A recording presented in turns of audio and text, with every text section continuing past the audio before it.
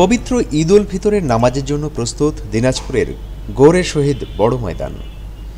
কর্তৃপক্ষের আশা এবার প্রায় ৫ থেকে ৬ লাখ মুসল্লি এই ময়দানে ঈদের নামাজ আদায় করতে পারবেন। ধোয়া মোছা শেষ, পানি ছিটানো সহ শেষ মুহূর্তের কিছু টুকিটাকি কাজ চলছে ময়দানে। ঈদের দিন মুসল্লিদের জন্য সুপেয় পানি ও অজুখানার ব্যবস্থা করা হয়েছে। গোরে শহীদ বড় মাঠে আসলাম যে ঈদের জামাত হবে।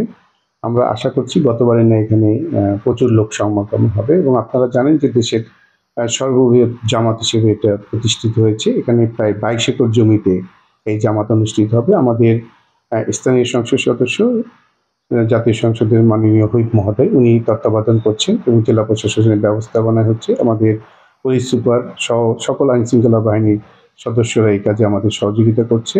আমাদের এখানে প্রায় 18টি গেট নির্মাণ করা হয়েছে।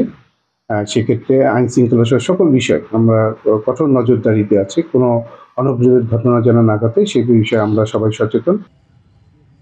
মুসল্লিদের নিরাপত্তা নিশ্চিতে আইন শৃঙ্খলা রক্ষাকারী বাহিনীর ওয়াচ টাওয়ার নির্মাণ করা হয়েছে।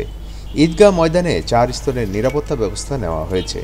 র্যাব, পুলিশ ও আনসার সদস্য ছাড়াও স্বেচ্ছাসেবকরা দায়িত্ব পালন করবেন। সার্বিক পরিস্থিতি পর্যবেক্ষণের জন্য ৩০টি সিসিটিভি ক্যামেরা স্থাপন করা হয়েছে। ময়দানে প্রবেশের জন্য রয়েছে ১৯টি গেট।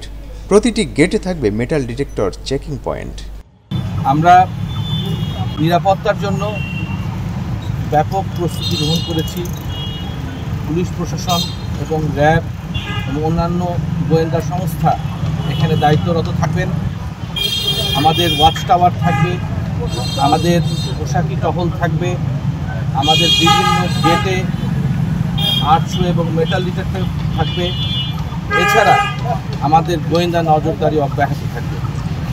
কেউ যাতে কোনো প্রকার অসৎ উপায় অবলম্বন করে কোনো নাশকতা সৃষ্টির প্রচেষ্টা না করতে পারে সেই জন্য আমরা সতর্ক থাকব। একই সাথে আমি ধর্মপ্রাণ মুসল্লিদের বিনীত আহ্বান জানাবো তারাও যেন আমাদের এই কাজে সহায়তা করেন এবং সকলে যেন আনন্দের সাথে আমরা এই জামাত অংশগ্রহণ করতে পারি।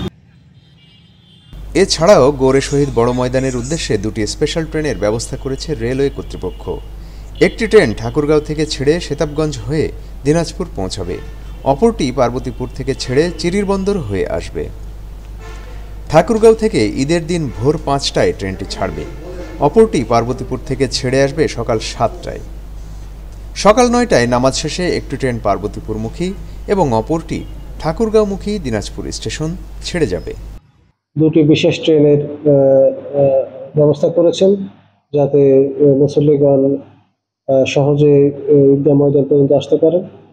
একটি পার্বতীপুর থেকে আর একটি সেতাবগঞ্জ থেকে।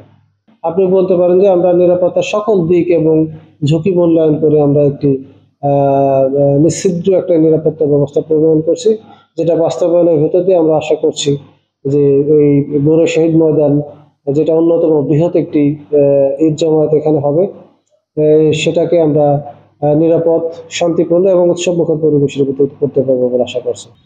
ঈদ বয়ে আনুক সবার জীবনে অনাবিল সুখ ও প্রশান্তি, একই সাথে ঈদ হয়ে উঠুক সহাবস্থানের এক উৎকৃষ্ট উদাহরণ। দিনাজপুর থেকে মোসলেম উদ্দিনের পাঠানো তথ্য ও ভিডিও নিয়ে রিপোর্ট risingmedia.com।